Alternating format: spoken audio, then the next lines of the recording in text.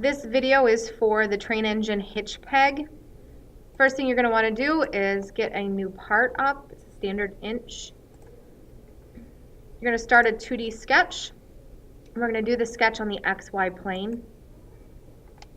I'm going to come up here to line, and we're going to go ahead and outline the shape and put in some dimensions as we go. On the hitch peg, what we're going to do is revolve it. So we're just going to build half of the hitch peg. If you take a look at the bottom of the hitch peg, it has a diameter of 0.25, so a quarter of an inch. We need to cut that in half, and we can actually have Inventor do that for us. So we're going to type in 0.25 divided by 2. And then we go up half an inch, 0.5. We will dimension this at a later point.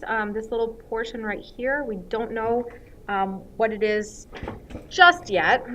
Now we're going to go ahead and right click and select OK.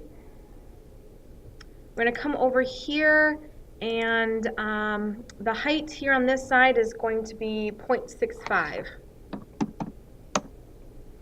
And then we're going to right click, hit OK. We can dimension from this point to this line.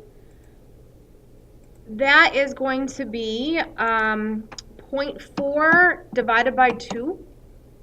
And then we can go ahead and select the arc. And we want this to be the top, and it's going to arc to here. We don't want to go where the top point of our circle is above that 0.65 line, because that is supposed to be the tallest that it should be.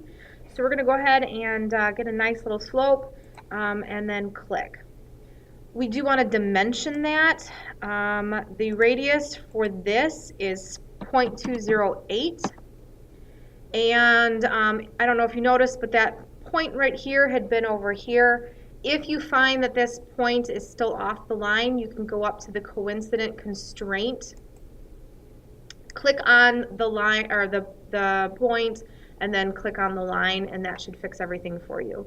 So this is what your hitch peg should look like. You can go ahead and finish the sketch, and we're going to revolve it. It automatically selected that profile for me, but if it wasn't selected, you could go ahead and select it. And it's moved down to the axis. So we're just going to touch that or click it, and we should now have a hitch peg. The last thing that we need to do is chamfer the bottom of it. It says it's optional, but for my classes it is not. We are going to want to have an angle of 45 degrees, and the distance is 0.01. You're going to select this face and this edge, and then hit OK. Home it before you close out. Make sure that you do save this.